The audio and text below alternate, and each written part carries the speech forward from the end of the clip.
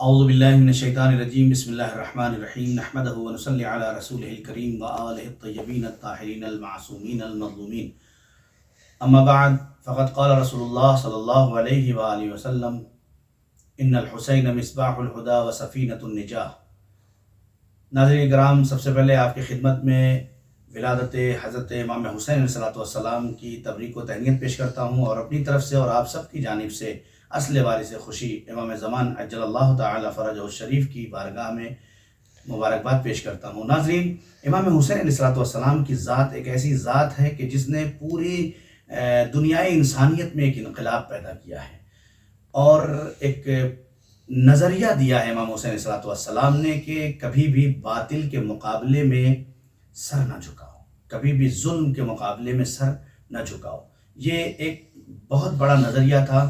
بعض اسکالرز نے اور پڑھے لکھے افراد نے اس بات کو کہا ہے کہ امام حسین علیہ السلام کے بعد جو بھی کائنات میں ظالم کے مقابلے میں ڈٹ کے کھڑا ہو جائے گا وہ امام حسین علیہ السلام کی تعصی کرتا ہوا نظر آئے گا۔ یہی وجہ ہے کہ کسی بھی ملک، کسی بھی مذہب، کسی بھی فرقے سے تعلق رکھنے والا جب کسی ظلم کے مقابلے میں کھڑا ہوتا ہے اور اسے انقلاب کی شکل دیتا ہے تو وہ امام حسین علیہ السلام کا نام ضرور لیتا ہے۔ کیا کیا امام حسین علیہ السلام نے؟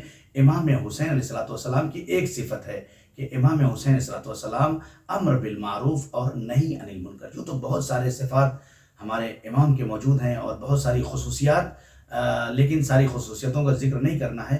وہ خصوصیت کہ جو ہمارے کام آنے والی خصوصیت ہے امام کی، وہ یہ ہے کہ امام علیہ السلام کا بہت بڑا خاصہ تھا کہ امام امر بالمعروف اور نہی عن المنکر حد درجہ تک کرنے کی کوشش کرتے تھے، اور یہی ہمیں سبق بھی دیا ہے کہ جب کہیں ایسا تمہیں نظر آئے کہ امر بالمعروف رکتا ہوا نظر آئے اور نہی عن المنکر یعنی منکرات عام ہو رہے ہوں اور معروفات کو چھوڑا جا رہا ہو، تو ایسی صورت میں تم آگے بڑھو اور معروف کو دنیا تک پہنچاؤ اور منکرات سے لوگوں کو روکو۔ یہی کیا امام حسین علیہ السلام۔ وہ مدینہ کہ جہاں پہ نبی کریم جیسی ذات زندگی گزار رہی تھی، ان کے ماننے والے، ان کا کلمہ پڑھنے والے افراد وہاں پہ زندگی گزار رہے تھے، ایسے عالم میں مدینے میں منکرات پیدا ہو گئے تھے، یعنی منکرات عام ہو رہے تھے۔ لوگ اسلام لانے والے افراد کا جو تاریخ میں جملہ لکھا ہے وہ یہ ہے کہ ناچنے اور گانے والیوں کے استقبال میں مدینے سے باہر جا رہے تھے۔ یہ کیفیت جب پیدا ہونے والی تھی تو امام علیہ السلام نے ڈٹ کے مقابلہ کیا اس منکرات کو پھیلانے والوں سے اور معروفات کو ختم کرنے والوں سے، کہ امام نے پوری دنیا کو یہ دکھایا کہ ہم چاہے سر قلم ہو جائے گا لیکن کبھی بھی ظلم کے مقابلے میں اپنا سر نہیں جھکا سکتے۔ اور اسی طرح سے اگر منکر عام ہو رہا ہو تو خاموش گھر میں نہ بیٹھو، بلکہ اپنے سماج اور معاشرے کا خیال رکھو۔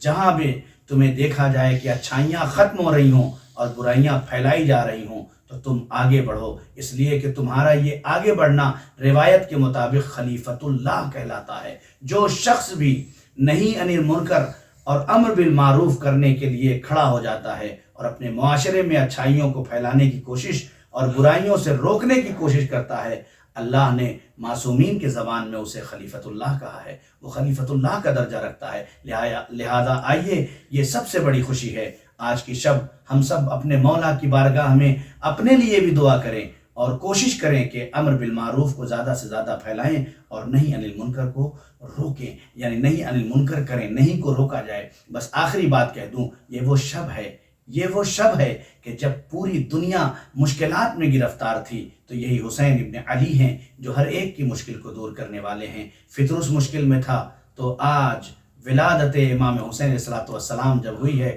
تو فطرس کی مشکل دور ہو گئی۔